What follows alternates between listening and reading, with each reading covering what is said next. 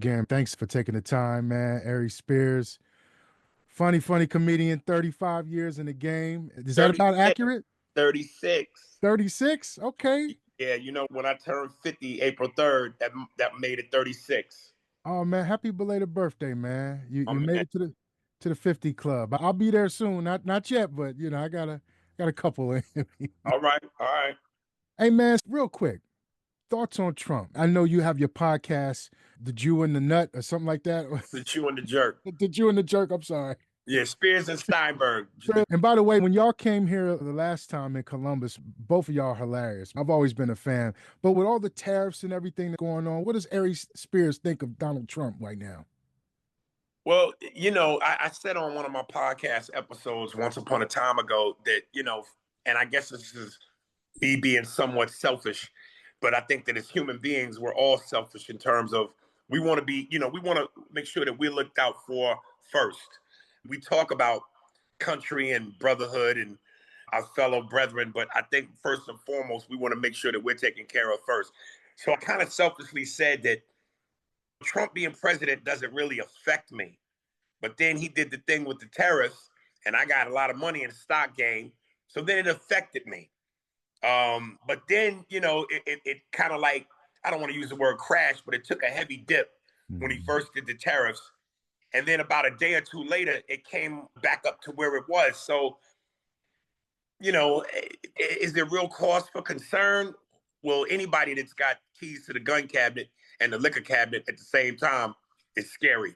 But we got to wait it out. But the thing, I just literally posted a post where I guess his administration is rolling back Black history with certain things in certain places. I basically said in my caption, listen, man, I don't even blame Trump. I blame us. All the loud Black men and women that were screaming Trump, Trump, Trump, when they could have put a sister in there. This is what we get. So it really do be your own. So I don't blame him, and I'm not mad at him. We need to point the finger at ourselves and stop going the white man, because we did this. Interesting. My name is Remington. Man, man, some of your funniest clips that I see on YouTube and stuff that you may post on your Instagram is some of the funniest stuff is your improv stuff. That takes a certain skill. What would you attribute that skill to? Well, I think the first thing is you learn and study from others. I remember when I first got into stand-up, the idea of me doing crowd work was something that scared me because it's like, you walking on a wire, you're going off, you're not going with your playbook, your material. So for a lot of people that could be intimidating, number one. And then number two, like you said, it is a skill set. It is a part of the art form.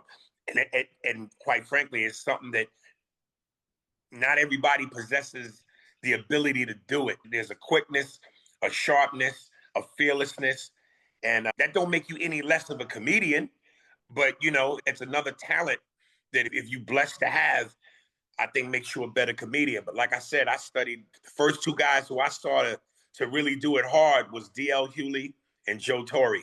They was cold with it. So I just went, if I'm gonna be a complete comedian, I can't just have one aspect to my game. I gotta have a bunch of different facets, be able to do crowd work, tell stories, be political. I just wanted to have a lot of different things to my game. And that was one of the things I felt like I had to master if I was gonna really make some noise. Man, now you mentioned DL Hughley. I know that you've said that you're Mount Rushmore, Patrice O'Neal, Dave Chappelle, right? Where does DL Hughley rank for you? Because you're here to talk. I mean, look, I like DL, but on that Kings of Comedy tour, he wasn't everybody's favorite. You know what I'm saying? Bernie, I think, and then Cedric, maybe DL, and then Steve. Where does DL? I mean, well, the order is subjective. Right. But at the end of the day, I think DL is one of the most highly intelligent cats in the game. I envy him because I've dabbled in politics comedically, but that ain't my strong suit. Whereas, one of my favorite TV shows is Real Time with Bill Maher, and he's been a frequent guest on that show. And to be able to be on that show, you really got to hold your own intellectually and politically. That's just something that I don't think I do necessarily, certainly not as great as him.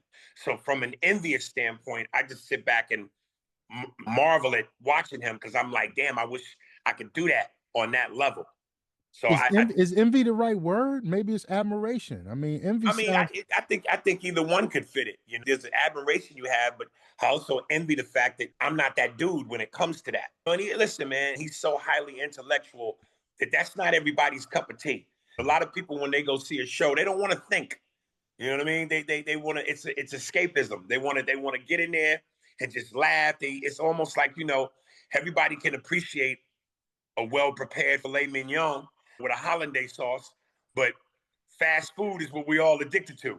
So fast food comedy sometimes is easier to digest. Give me that smash burger real quick. Exactly, than a good filet mignon. Yeah. So what you could say you're like the smash burger or something like that? I think I'm a little of both at times. I think I could definitely serve you something French that you can't pronounce, but at the same time, I'm also that greasy brown paper bag out the hood. You ain't lying, man. DL Hughley, I think that sometimes you got to really be brave to go in some of the topics that he talks about. And I guess because he's been doing it for so long, he's found his groove, his niche.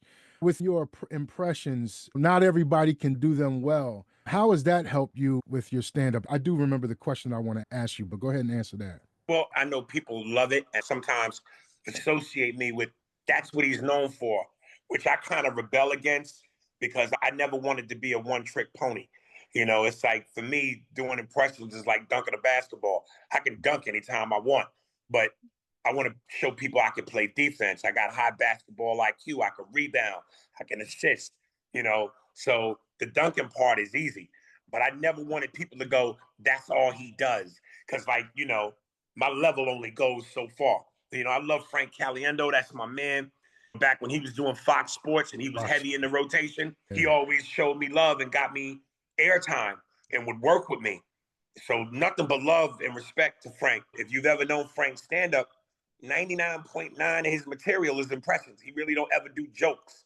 And again, while that is very respectable, because the bottom line is make them laugh. And as long as you do that, you've done your job. But I just never wanted to be a guy that was known for that. Yeah. So, Aries, early in my radio career, my first internship was the morning show producer, and it was for the host. The co-host was Andrew Ford, a comedian from Columbus, Ohio. He owned the Comedy Stop back in the 90s and back in the day, brought all the big names here back in the day. I was always around comedians in that space. One of the things that I've always been curious about each individual comedian is their preparation. Everybody has their own formula and how they prepare their stand-up and all of that. I remember seeing Ricky Smiley recently when he came here last year. He literally told us, he said, look, guys, I got some jokes I want to work out. So bear with me. He actually had stuff on index cards. How do you prepare for your stand-up? I just kind of like in my phone write down bullet points of things that I think I need to say and then let it work itself out spontaneously while I'm on stage. I don't ever want to invest too hard in writing a whole thing out from A to Z. You get locked in your mind that this is how you have to do it. Things at a moment can change. So if something that I thought was going to work doesn't work, I can't then commit to, oh, I got to stick to what I wrote. Because obviously the rhythm is off now, because I was dependent on beats to make this thing pop. So I'd rather just take the bullet points, go on stage, and kind of throw it out there and see where I can take it off the cuff. Who outside of your goats, like you said, Patrice O'Neal and Dave, what comedians who's on your radar? Like, who do you watch? Like, yo, this guy's funny. Like, I love watching this set or whatever. Bill Burr, Patrice, Dave. I love Tommy Davidson because he's just such an aggressive beast. And that's probably it. As a student of the game, I'll watch anybody. Even if I don't necessarily think they're funny, I'll still watch it because I want to see their thought process, the technique, see what is moving the crowd, even though it don't move me. Your interviews have become really popular on YouTube because of the Vlad interviews, VLAD TV. Yeah. What is the Vlad effect like? Because I've looked at like when he do TK Kirkland, TK would talk about how things, before he really wasn't getting recognized in the streets, but now he's been on Vlad so many times. You're a reoccurring guest. What is that Vlad effect like? What has it been like for you over the past couple of years? And it's just another platform to get your face out there and be heard. All of it is good. I mean, it's just another piece of log in the fire. Whether it's people going, hey man, I'm a fan of your podcast because I saw you promoted on VLAD, or I'm here at your show because you were on VLAD. So it's just another avenue to kind of just keep yourself out there. It's been a positive effect. What about any specials? You got anything in the wraps for that? Or do you like just constantly being on tour? Well, ain't nobody really showing me that kind of love in the industry because I'm like the bastard stepchild. It's like my mouthpiece is my biggest. uh what's the word I'm looking for? I always say this too. While my mouthpiece is my greatest weapon, it's also my biggest detriment.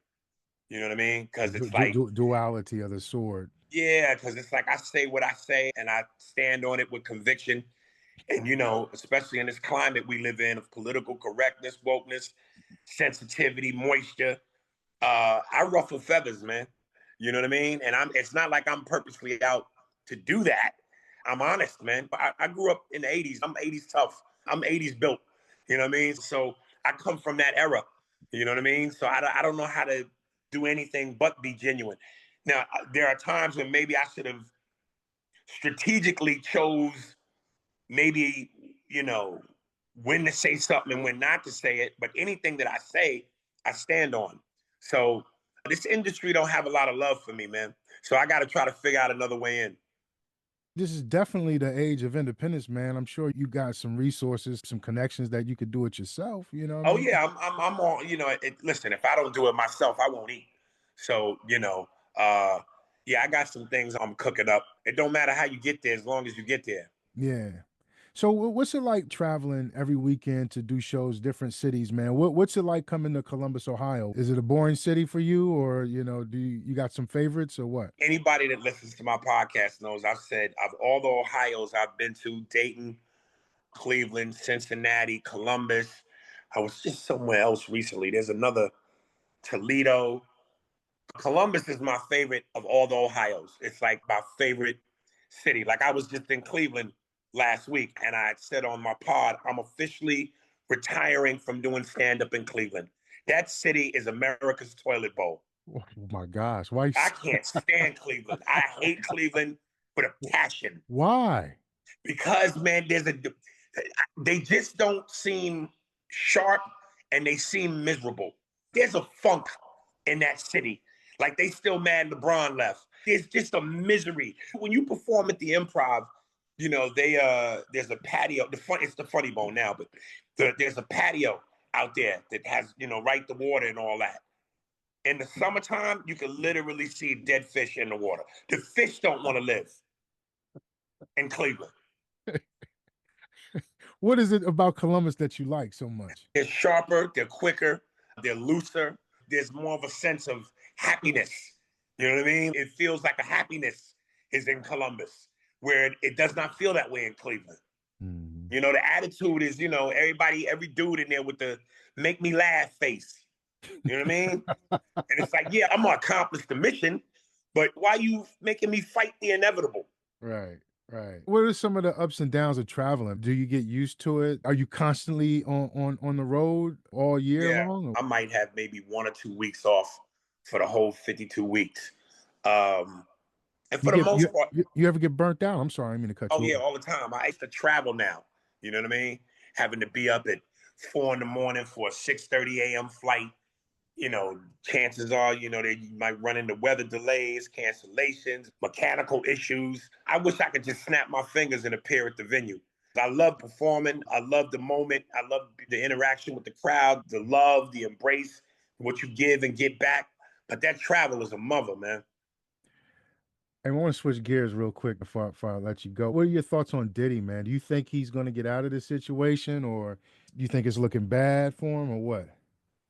I mean, it just really depends on what he did. So far, all we know is it is about baby oil, and that's not against the law.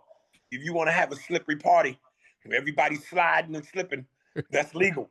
Now, what he does beyond that, we all waiting to see. But listen, man, this is America, man.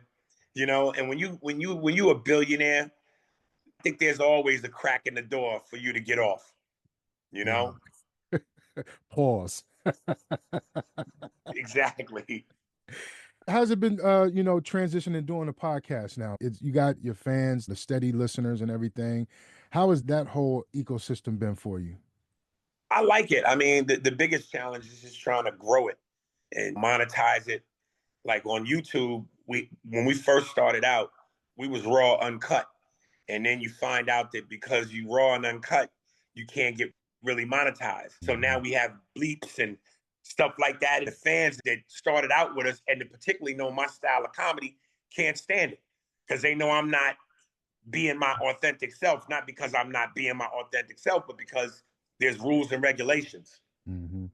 How are you able to maintain the relationship? Because there are certain clips I've seen where y'all button heads. Is that just for the show, the sake of the show, No, that's or all do y'all genuine. y'all No, that's genuine. y'all really be getting mad at each other? Yeah, man. Yeah. And listen, I know it's good for entertainment, but it ain't like a false hustle. You know what I mean? Those emotions are real. And I think people can see that and sense that.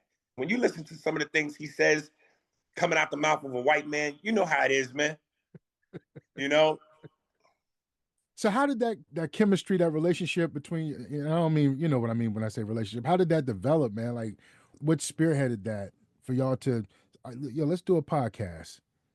I mean, because teammates on a team, we on the road. This is the life we live. We in the locker room together. We perform together on the court. So when you that intricate in somebody's life that consistently, it was like, okay, so what do we do? Do we either just stay in our hotel rooms and do nothing until showtime, or do we find an avenue to create something that can put some extra money in our pockets? Before we wrap up, you shared a clip on your Instagram about a week ago of your first appearance on Def Comedy Jam. And I was going through some of the comments like, whoa, I didn't know you did Def Comedy Jam. I remember, but Yeah. it was refreshing to see because I haven't seen it in probably over 20 years. What was that experience like in Def Comedy Jam? And then sharing that, and you read comments, right? You're pretty vocal about Yeah. I read the comments. Yeah, listen, man, it was certainly ahead of its time because I always tell people before Def Jam and the explosion of it, Hollywood only allowed really one black person per decade.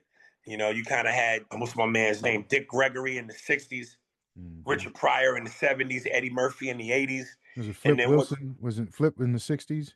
Yeah, but I don't know how prominent he was over Dick Gregory from a stand-up standpoint.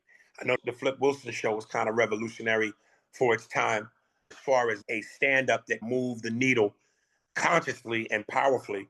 Certainly, it was Dick Gregory. Then Def Jam happens, and it's like America got a chance to see that there's more than one funny brother every 10 years. It was certainly ahead of its time, and it introduced America to the likes of Bill Bellamy, Eddie Griffin, Chris Tucker, Bernie Mac, Steve Harvey, and all the people that have remained relevant today. How old were you? You like 14, 15 years old? 16, 16. That's crazy. Were you the youngest to ever do Def Yeah. Jam? How did that change your life at 16 years old? It got me a lot of teenage pussy.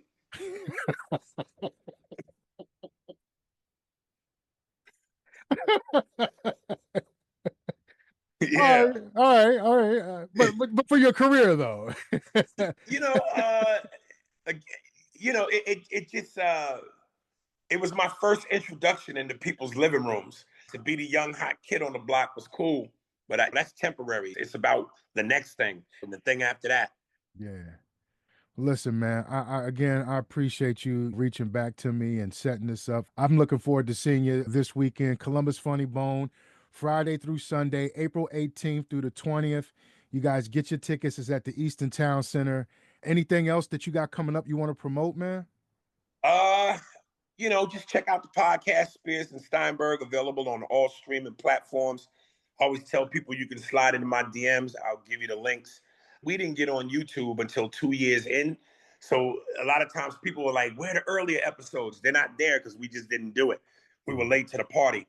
But I always suggest to people in terms of listening, streaming, all the platforms, Apple Podcasts, Spotify, Podbean, whatever your streaming service is, start from the beginning and go in order. We over like 650 episodes. I know that could be overwhelming, Yeah. but it really matters comedically in terms of the growth and the callbacks and the jokes and the characters that I do. Because it's like reading a book in the middle.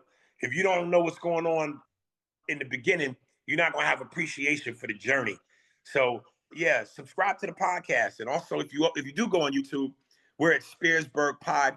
Hit like and subscribe. Come on out this weekend. 2 shows Friday, 2 shows Saturday, 1 on Sunday. I appreciate it. Man, you and Godfrey got to do something together.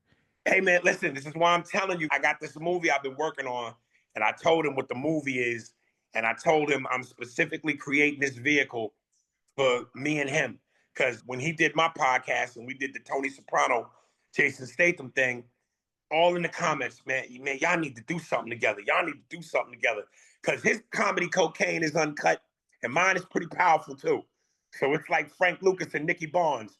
You know what I mean? Listen, we need to turn it up. I know you got resources. I got resources too. I got some films that I was in, and I know a producer and a director, man. He's always looking for projects. So I don't know, take that information as you would, but yeah. I'm here. You know what I'm saying? Okay, and he's out there, and he's out there in LA right now. All right, I'm gonna definitely lock you in.